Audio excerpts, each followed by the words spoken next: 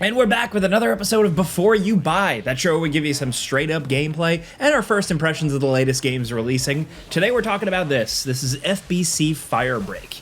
This is a new game from Remedy, the people behind Max Payne, Quantum Break, Alan Wake, Control, and this is actually a multiplayer game set in the world of Control, in the famous oldest house location from that game. This is admittedly Remedy doing something pretty different. You know, they usually do single player adventures, and full disclosure, I'm a big fan of those games. But I was curious to see how they'd take on something multiplayer like this, something I'm usually a bit more skeptical of. FBC Fire Break is a PvE co-op first-person shooter that has some of the frantic goofiness of like a Helldivers 2, the grind and workplace vibes of something like Deep Rock or Power Wash Simulator, and then just swarms of enemies and replayable sequences like Left 4 Dead. Some really great ideas here, but in a game that feels like it falls a bit short of greatness, at least right now. I still think it's better than some user reviews are making it out to be. You just gotta spend some more time with it. I think it has some pretty humble ambitions. You know, it's not this massive, endlessly playable thing trying to get all your cash and trying to be the next Fortnite or Destiny. It's something that's better in smaller spurts, playing with somebody you know. But depending on your preference, it might just be a bit too simple for its own good. But let's get into it. Now just know this footage is all captured running on PC. I mean, you might already know that, seeing that it's ultra-wide gameplay, but I just say that for every video for like the last 10 years anyway. So anyway, you're in the oldest house here and you're part of the Federal Bureau of Control's kind of cleanup maintenance crew. The facility has fallen into chaos and it's up to you to navigate these recognizable maps and use your tools with 2 other players to fight your way through and turn the lights back on, reactivate boilers and generators, fix stuff, contain anomalies, and survive.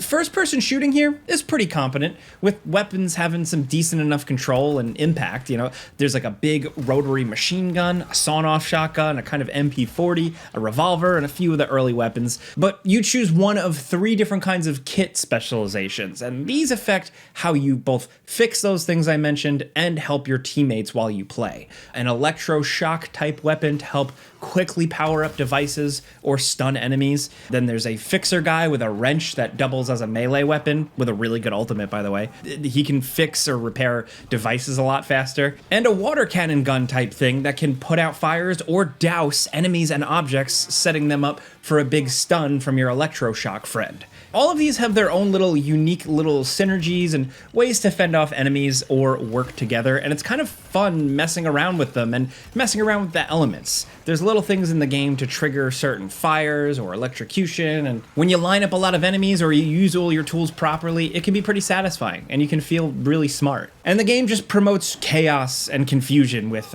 friendly fire on, characters accidentally setting each other on fire, and mini games that are kind of reminiscent of the Helldivers 2 like D-pad code entry to make things just feel frantic and a bit silly. You are just kind of like these expendable, goofy guys, and that's what the game goes for. Each character does have their own ultimate attack and unique tools utilized by their class only, so you can drop a turret or a boombox that attracts hordes of enemies, or like a big thing that you can plant that will automatically wet enemies in a certain vicinity, setting them up. The handful of levels here are all mostly completely different, with different objectives, different problems, and different things to complete.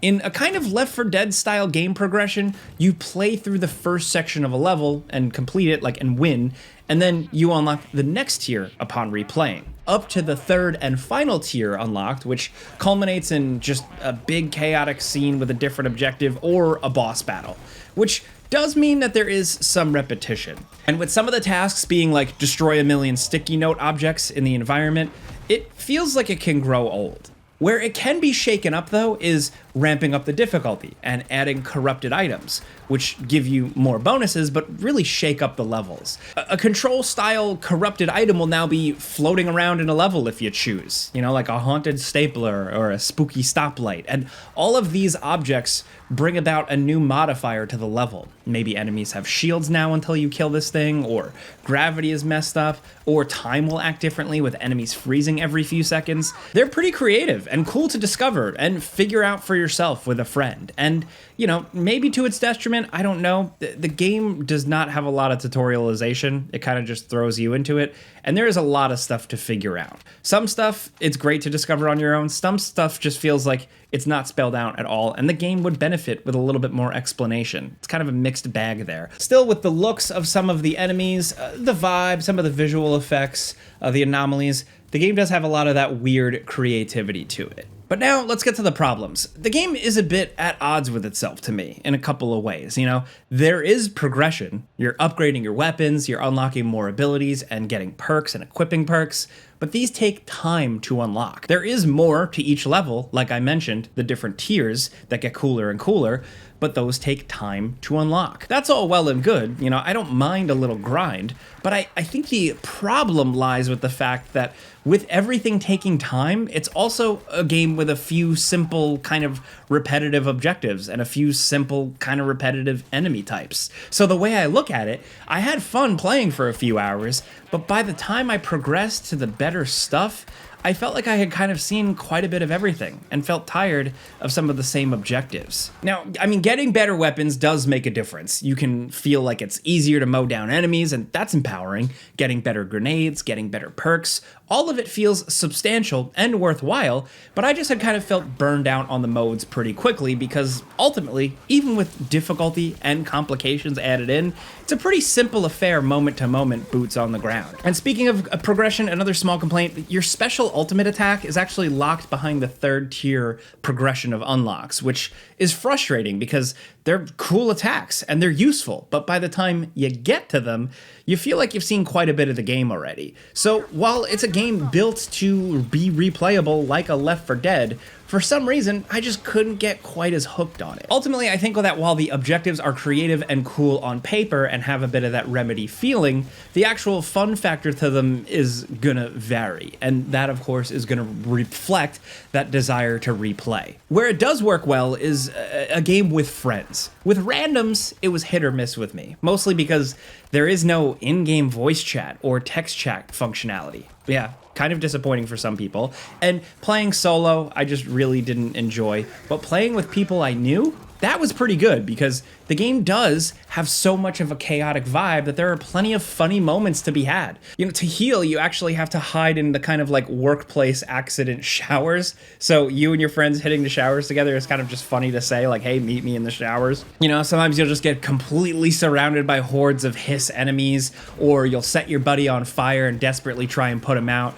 Or just, you know, kind of going through the motions, fixing fan generators while just talking shit with your friend. Like, it just works as one of those games. I mentioned Power Wash Simulator earlier because of the similar style. You know, myself and some people kind of use that game as a Discord chat room that had some busy work in it. And Firebreak can kind of hit that same sort of vibe, but like with some spooky, weird violence. And it is nice to be back in control environments. And the game seems to keep lore in the background to keep this game a bit more accessible to new players. But the environments look sick. And there are a few little nuggets here and there for fans, but I wish there was more.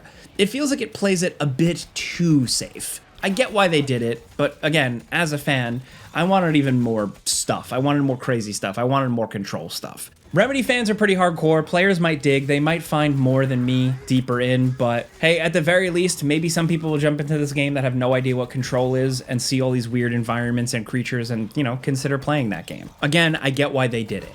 Tech-wise, over the course of playing pretty constantly since servers have been up for everyone, I really only had a handful of issues. One match where clicking on objects just wouldn't register, and then separately, just quite a few matchmaking fails. Like I would join and they would instantly cancel out. Other than that, like especially in matches just with friends that I hosted, I had no issues tech-wise. Now, I do think on Steam, a $40 US asking price at launch here feels a bit steep. I've enjoyed the game more than some, I think. And I think it has some merits, but I do think it feels better as a short-lived experience, at least for now. I think it fares better if you just have a group of buddies you play PvE co-op games with, and if you like co-op PvE stuff, and if you get it on Xbox Game Pass or just PS Plus, you know, I think it's okay there. I don't think it's completely worth writing off. As much as I got tired of the objectives, up until that point, you know, for a good handful of hours, I did have fun playing with friends and just figuring out all the weird quirks of this game. So I am curious to see how this goes, where Remedy takes it, and as much as I do have my sticking points, like the game just, I don't think has enough legs.